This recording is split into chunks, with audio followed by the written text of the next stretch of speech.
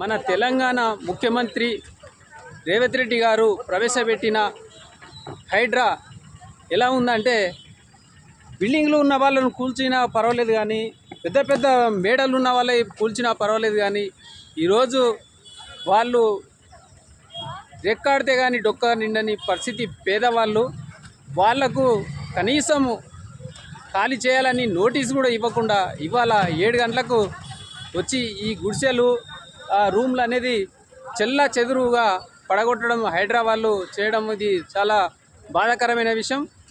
ఎందుకంటే వాళ్ళ కనీసం నోటీసులను ఇస్తే వాళ్ళు అన్నం వండుకున్నారు, అన్నం కూడా బయట పెట్టలేకపోయారు.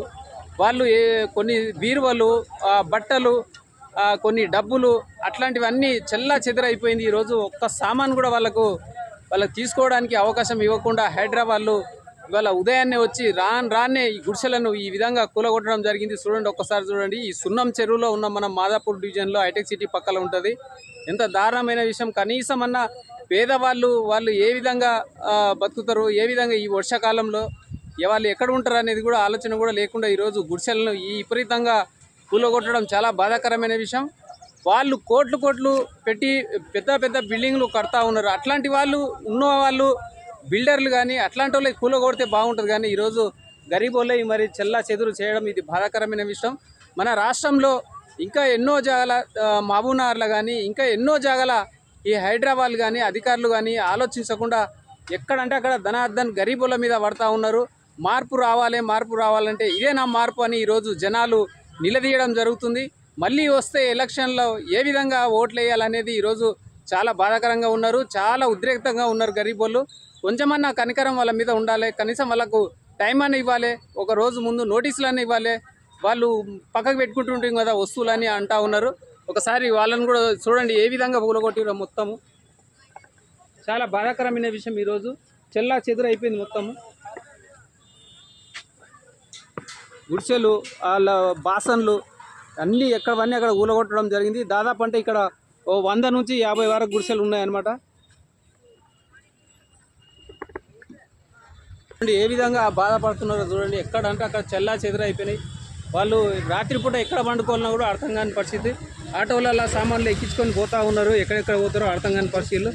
వాళ్ళు ఎక్కడ కిరాయికి తీసుకోలేదు. వాళ్ళకి సామాన్ కూడా ఎక్కడ లేకుండా అయిపోయింది. చెల్లా చెదురు అయిపోయింది మొత్తం. ఎక్కడ పండి అక్కడ మావాడు మాట్లాడతారట.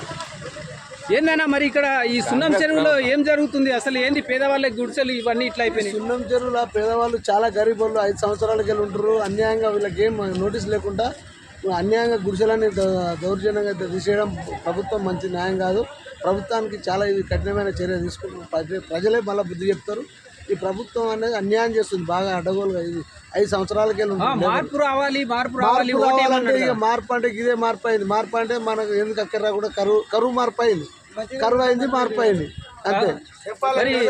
ఇప్పుడు వేరే జాగాలు ఇల్లు ఇచ్చి ఇది తీసేయాలి. కనీసం నోటీసులు కూడా ఇవ్వలేదు. నోటీసులు కూడా ఇవ్వకుండా ఇట్లా చేసినందుకు వీళ్ళకి ఏంటన్నా ప్రభుత్వ భూమిలో జాగా చూపించి వీళ్ళకి రూములు కట్టించేటట్టు చేయాలి ప్రభుత్వం. ఓకే, థ్యాంక్ యూ అన్న. చూడండి, ప్రతి ఒక్కరు బాధపడతా ఉన్నారు. మరి వీళ్ళకు కనీసం ఎక్కడైనా చూపిస్తే కూడా బాగుండు. వీళ్ళు చెల్లా చెదురు అయిపోయారు పాపం. చూడండి, 1000 గుడిసెలు వీళ్ళంతా చెల్లా చెదురు అయిపోయారు. అసలు ఎన్ని గంటలకు వచ్చిర్రు? 7 గంటలకు వచ్చిర్రు. అక్కడ నుంచి స్టార్ట్ చేసిర్రు. బతుకులాడితే కూడా కనీసం జాలి దయ లేకుండా కూడా చిన్న పిల్లలు అన్నం తింటుంటే కూడా వచ్చేస్తూనే ఉన్నారు. ఫటాఫట దోసేస్తూనే ఉన్నారు. మా చెల్లె మా మధ్య అదేంటి పెట్రోల్ పోసుకున్నా గానీ వాళ్ళని కూడా వదిలిపెట్టకుండా ఆయన మాలాలు ఉన్నాడు తీసుకుపోయి జైల్లో కూర్చోబెట్టిరు. మరి ఇప్పుడు ఈ సామాన్లన్నీ మాకేమన్నా సొల్యూషన్ ఏంది? మేము ఏడ ఉండాలి? ఇల్లులు ఏమన్నా ఇస్తున్నాడా వాడు?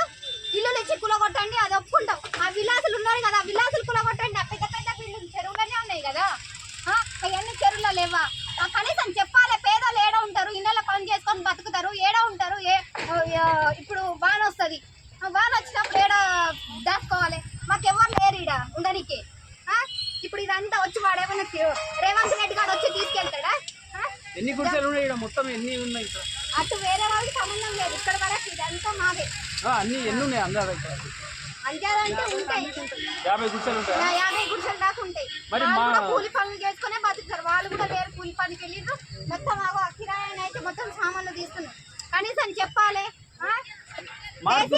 కేసీఆర్ ఉన్నప్పుడైతే మాకు ఇంత లోటు లేదు. ఈ రేవంత్ రెడ్డి గారు వచ్చిండు అన్ని సాఫ్ చేసుకుంటూ పోతున్నాడు. మార్పు ముందు తెలియదా? చేస్తాడు కదా. మార్పు ఏం చేస్తున్నాడు? పేదలకి మార్పు చేస్తున్నాడు, ఉన్న వాళ్ళకైతే బాగానే ఉంటున్నారు. ఇదేనా మార్పు అంటే?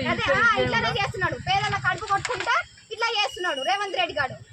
అసలు మేము రేవంత్ రెడ్డికి వాడు గెలిచిండు కదా, మాకు అంత బాధలు చూపిస్తున్నాడు వాడు. మళ్ళీ ఎలక్షన్లు వస్తే కూడా మళ్ళీ సరే బుద్ధి ఉన్నోళ్ళు అయితే ఎవరు అయ్యారు ఆడికి. కేసీఆర్ కే గెలిపించుకుంటారు. మళ్ళీ మార్పు చేస్తా అంటాడు. అప్పుడు కూడా ఏం చేస్తారు? ఎవరైనా బుద్ధి ఉన్నోళ్ళు అయితే అసలు అయ్యారు ఆడికి. వాడికి సిగ్గు శరము రేవంత్ రెడ్డి గారికి ఉంటే మాకేమన్నా సొల్యూషన్ ఇచ్చుకోవాలి. వాడు అన్నం ఏమన్నా తింటే మాకు ఇక్కడ సొల్యూషన్ ఇచ్చేసుకోవాలి.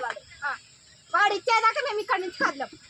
మొత్తం పైన డబుల్ బెడ్రూమ్ ఇస్తాడని ఆశ ఉందా?